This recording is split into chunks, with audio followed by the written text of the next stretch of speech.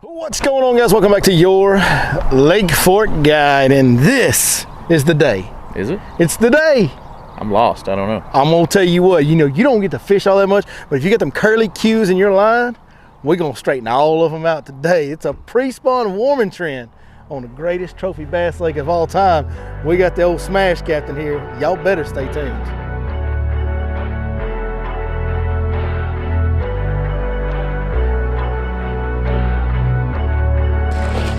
Oh! Oh gosh, this is awesome! Welcome to the show, folks! Alrighty, folks, it's that time, it's that day.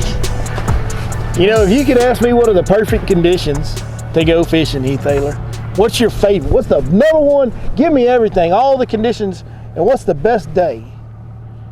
This is actually it. Rainy. January. Warm. Been warm for. Yeah. January, water was cold before this. We've been on a 3-day warming trend. The 3 days is the magic number. This is the third day of the warming trend. The overnight low was about 67, 68. The water temp had gotten up to 60, 62 yesterday afternoon. I don't think it would have dropped any overnight with that overnight low. And now we got clouds and wind and the water in the low 60s. In January, the shallowest water is going to be the warmest. They're going to be pinned up in the dirt, folks. They're going to be in the dirt today. And I brought the smash captain. My man's going to get out here. He's probably going to throw a big bait. I'm sure he's going to do some cranking and chatterbaiting and all the stuff we're doing too. I will throw swim bait. But I know him. He's going to throw a big bait in it. I've been on fork since me and you fished like, what, 5 years ago out here? No, you don't ever fish fork. We've been to fork one time ever. Like five or 6 years ever. And you don't really, pretty much every time you fish is on this channel. You don't really fish that much. You're always working and making baits for everybody else. Check out SmashTechBaits.com, and oh yeah, this will probably be the best fishing day of the year. That's what I think. That's literally where my head's at this morning. This is going to be the best fishing day of the year. I got to stop talking. There's nothing left to say. We've wasted enough time talking. Of course, when Brian Duplashane comes over to visit you at the boat ramp, you listen to Brian Duplashane. That's worth everything right there. So Brian's amazing, dude. He's an awesome, legendary guide. He's actually, don't tell him I said this, he's kind of my hero. Like out of all the fishing guides out here, that's my number one right there, Brian Duplashane. SmashTechBaits.com. Go check him out. Dude makes awesome swim baits. If you like to throw big baits, he's got you covered. Right now, I'm going to shut up because we need to get to the back of a creek somewhere where them fish ain't got nowhere to go, and we can throw that chatterbait right in this area right here. Hang on.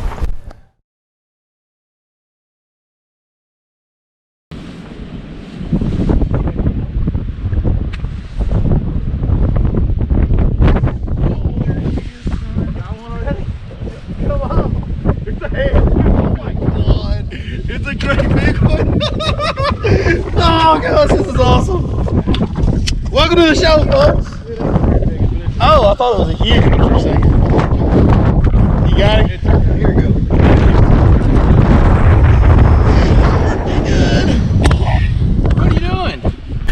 Taylor, that's a pretty doggone good way. Not bad for about the fifth cast. What's in her head? Oh, they don't eat swim baits when the water. Dirty water. When the water's dirty, right?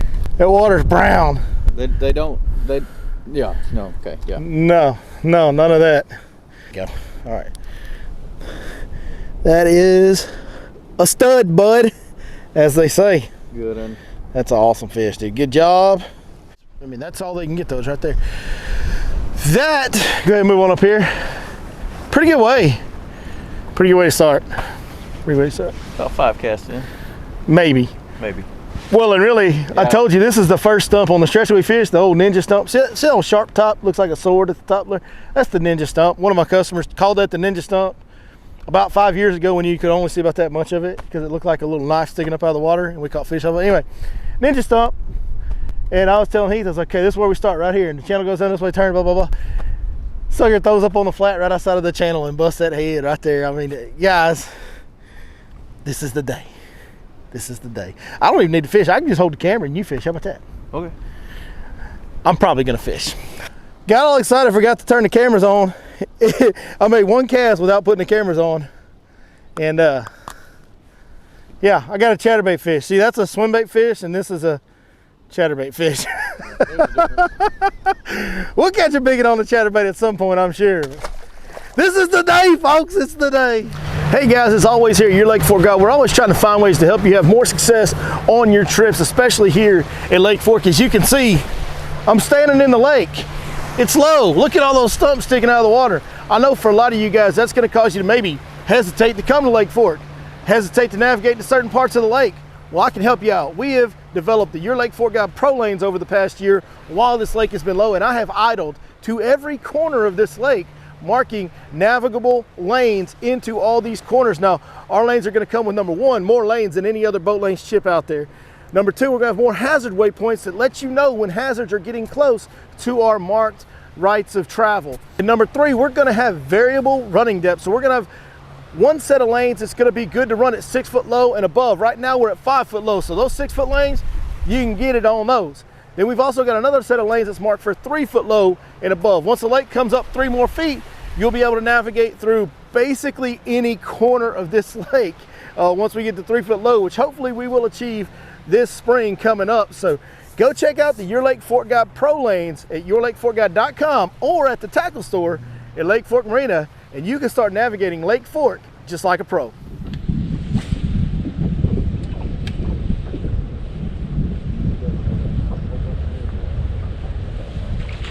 Little line. Hey, look, it's a bass. But smaller. Are you hung up? No. Cute. Speaking of tree, this is number tree. Just adorable. Cute as a button, folks.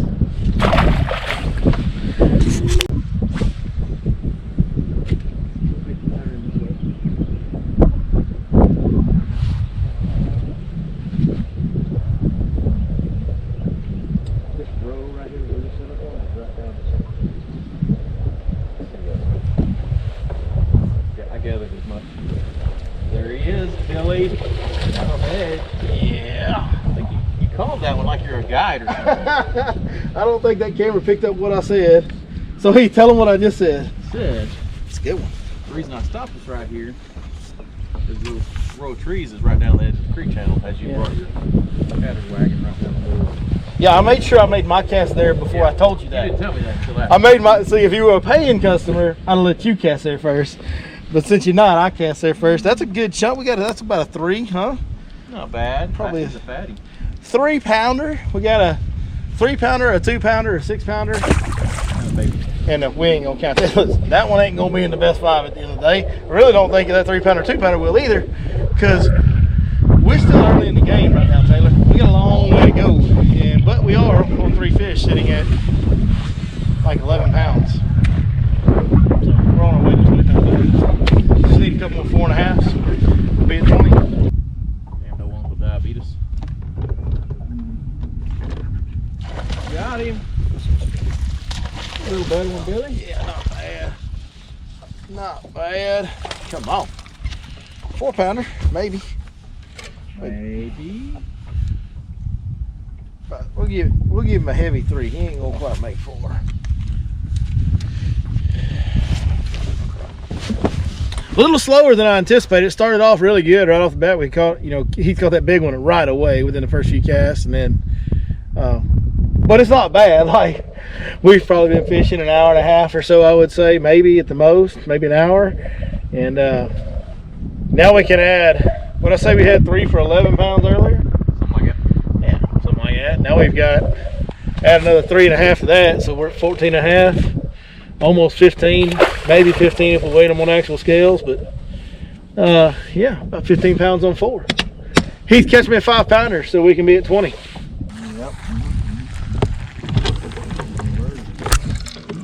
Oh, there we go. There we go. William. Well, I'm talking about bit that thing and run away with it. We bowed up. I thought you had you. Oh, that's just that good chatterbait rod, Taylor. It's not going to quite get us to 20, but that'll get us to about 18.5. That's about another 3 pounder. Hey guys, wanted to take a moment today to introduce you to the LGB rod series. These are the rods that you've been seeing on the channel for quite some time now. We designed these last summer and we've been fishing for them for quite a while, been selling them since the end of the summer.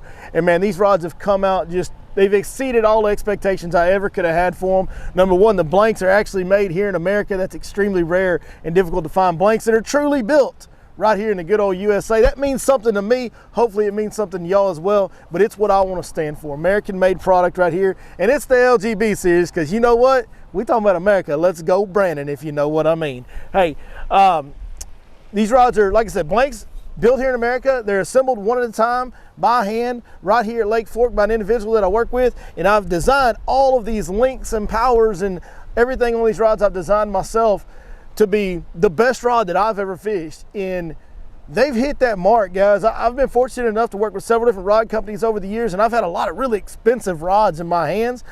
This one tops them all. We've got carbon fiber grips, our standard option. You can change that grip option in our custom option on the website.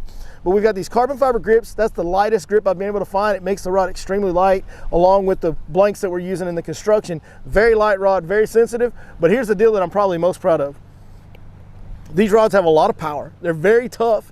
And number one, they're very durable. So far, we've sold quite a few rods now, and we have had zero complaints, zero emails, zero people hitting us up saying, hey, this blank broke, or this guide fell off, or insert popped. We've had zero component failure and zero breakage on any of our rods. And that's probably the thing I'm most proud of, because here at your Lake Fork Guide, when we come out with a product, we want you guys to be able to trust that you're getting the best money can buy. We want, if we're going to release something, we want it to be a top-notch product. And I really feel like we've done that here. Not only do these rods perform as good as any on the market, but man, they hold up as good or better than any on the market. So go check out the LGB rods from Your Lake Fork Guide at yourlakeforkguide.com, or you can go see them in person at the tackle store at Lake Fork Marina. Let's go, Brandon. There we go, folks. We'll call that about a 3-pounder right there as well. We're doing good. Look, Heath, that fish is as big as you are. Hey, isn't that something? Almost. Oh, I got him in a bad spot. He bleeding. Gotta go. Sorry, little buddy. Poked him right in the back of one of his little gill rakers. I hope he does okay. He swam off good. A year and a half when we fished that time. It was like a year and a half before it ever came out. He had some in his boat and he was like, yes. Oh! Short stroked me. I don't know if I caught that. I think maybe we caught some of that on camera. Probably don't want the audio out of it, but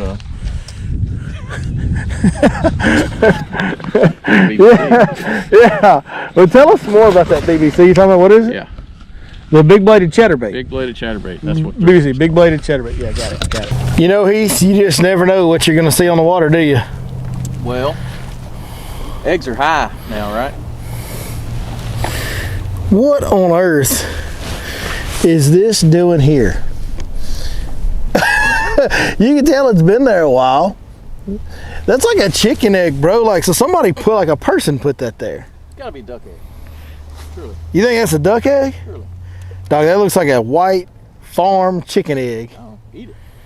Eat it. That sounds like a horrible idea. I ain't eating it. I don't even want to crack it open, because if it's rotten, it's going to smell horrible. Yeah, there's an egg in the top of a stump, guys. Never know what you're going to see on the water. Oh boy. Catfish. Drop him right. Don't be getting that slimy sucker all over my carpet, Taylor. I'll drop him right on. Catch of the day. Swim baits. They catch catfish. No, don't you put that evil on me, Ricky Bobby. Wipe on the face. Dude, I'm gonna tell you right now, we've been friends for a long time. I can see you're a really good friend of mine, and you have to work hard to make me not be a friend of yours. I think I'd do it. I mean, you literally, they couldn't see this because the camera's pointed the wrong way. You smacked me in the daggone. You about split my lip earlier when my hook set with your rod when you missed one. Well, it'd been like a couple of hours since I got a bite at least, so I got all out of whack and all excited. Smack me on the lip, I don't think anything about it. You put catfish slime on me and we're done, dude. That's just the way it goes. I know how to do it now. Yeah, if you ever want to get rid of me, you got to figure it out. Heath, I don't know if I can take any more. Oh! Oh! Don't lose him. He's a valued commodity. Get that giant in here, Heath. You have to bring him on this side so people can see it out of the glare. There we go. Look, he's got some herpetocephalitis on him or something. That is nasty. Oh, I didn't miss that one. That one? Didn't have to worry about him coming off, did you, Heath? He's there. Poor fella.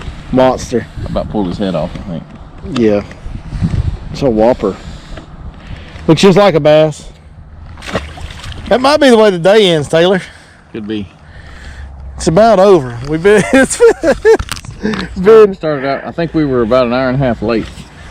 That might be the case. That might be the case. We'll have to talk to him about that in the wrap up. But it's been a long time, folks.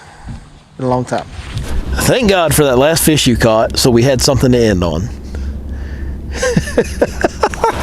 Because otherwise, this was the weirdest freaking day I've had in a long time. We started out, Heath, for the first like hour and a half. We were the best fishermen on Lake Fork. We were just, we were like, oh, we're not catching that many big ones, but the first one was a big one. The real big ones are going to come later. That was kind of where our minds were at. Yeah, rolled it. Didn't get up early, rolled out. Yeah, we didn't even hit the water till like almost 9 a.m. And man, maybe that was wrong because we did experience this big weather change. You guys can see the bluebird skies in the background. And you're calling it a cold front, man. It didn't feel like much of a cold front to me. It's not now, but like it was 66. 68 this morning when I got to the boat ramp. It's going to be 44 in the morning. I mean, 44 in the morning. And the funny thing is, 68 at 9 a.m., 8:30 a.m. when I got to the boat ramp, and that it's was pretty much the high. Probably 65 at 2 and 3 o'clock in the afternoon. It was probably 65. So it actually went down as the day went on. I think right when we got there, that front was blowing through. Seemed like it because that wind was getting. The wind picked up, and then it kind of rained a little bit, and then it started clearing. The skies got clearer and clearer and clearer, and now the wind laid down too. Yeah, and now it's full blown bluebird. Yeah. We've picked back up and got a little bit of wind in the afternoon, but there for a while the wind completely slicked off. And man, it really strange day to go out and get 6 bites or how many it was, 7 bites, whatever it was early this morning, just like that, and have quality fish in there. And then I'm talking about, dude, couldn't buy a bite for 5 hours, something like that. Like maybe had a couple just short strikes, kind of short bumps, and just mouthing it, just not wanting to commit. Yeah. I mean, really strange day. I really thought, obviously from you guys from the beginning of the video, me talking to Heath on the phone last night, I had extremely high hopes today, but it seems like that little front blowing through monkeyed us up, and honestly, I think we missed the boat. You mentioned this earlier, but I agree with you wholeheartedly. I think we missed the boat not starting till 9. I think if we start at 6:30 or 7, this is a completely different video, and we would have gone in at lunchtime and been done. Yeah, with, 12, 15 fish at least. And probably a 25 or 30 pound bag on this pond. So we probably screwed up. It was supposed to storm pretty bad at 7 in the morning. That's when we started so late. Ended up not. We could have fished. We should have just showed up early and took our chances.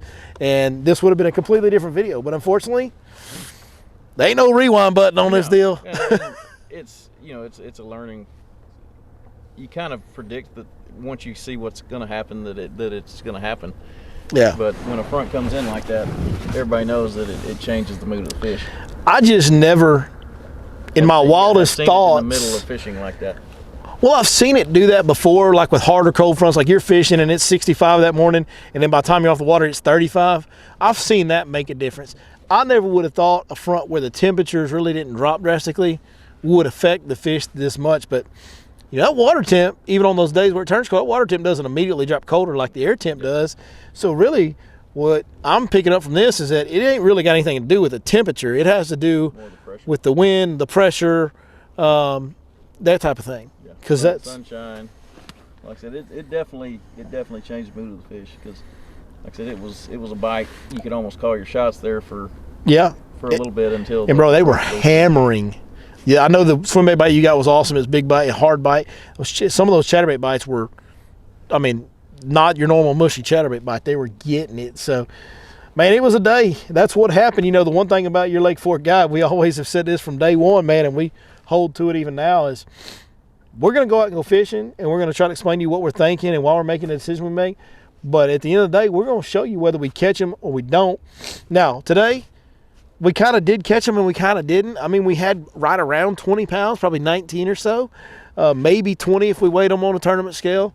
So right at the 20-pound bag mark, which is always kind of the benchmark that we like to set here, you know. But so we kind of caught them. Yeah, started out that way. But after you fish for 5 or 6 hours with not a bite until 5 minutes ago, it really, you leave and you don't feel, you feel like it sucked. Well, and you know, we weren't, I didn't bring all the stuff, and you know, we weren't even in the mindset to change. You know, we were going to try to keep doing what we were doing. Yeah, I was hard-headed about it. You know, there's a chance, you know, we could have slowed down and went to small baits and finessed it and picked out 2 or 3. You know, or just run some different areas of the lake, because what we were doing is very unique. Going that far back in the creek in that shallow water this time of year, that's a very unique deal. Yeah. In fact, people don't fish water that shallow throughout the year. Even when it's like spawning season, people don't fish as shallow as we fish typically. And so it's a very unique deal that we were doing, and I was locked in on that pattern, and that was my call, and I was probably wrong. I probably should have shifted gears. Well, we weren't set up to go fish. You know, we were set up to fish 2 foot of water. Yep. So that's what we did. That's what we did. Less than 2 foot, like 8, 9, 10 inches at times. It was so shallow, so shallow. Anyways, hey, sometimes you're the windshield, sometimes you're the bug. Today, I don't know which one we were. We were probably somewhere in between, or maybe both at the same time today. You only got the boat stuck once, though. They didn't get to see that. I did. I tried to get back into another creek, and I knew the channel got deeper back in there, but I could not figure out how to get back in there, and I did get the boat stuck pretty good. And I thought for a second we were going to be getting, well, I was going to be getting in the water to push the boat off of there. It was, it's always an adventure, Taylor. Never know in the water. Thanks, brother. Always fun. Appreciate you hanging out with me, man. Hey, drop us some comments. Let us know what you thought of this video. And, yeah, I guess that's it, man. Other than that, just appreciate it, man. Thank you guys so much for everything. In the words of the great Ricky Bobby, if you don't fish Mastech swim baits, screw you. It's kind of what he says. Yeah. Well, that's the Your Lake Fork Guy family version of what he's. Y'all know what I'm talking about, man. We'll see y'all next time right here. Where we gonna see him, Heath? Your Lake Fork Guy. You're as good at. You probably do it better than I do now. I'm trying to get the radio voice. Getting some practice. I like it.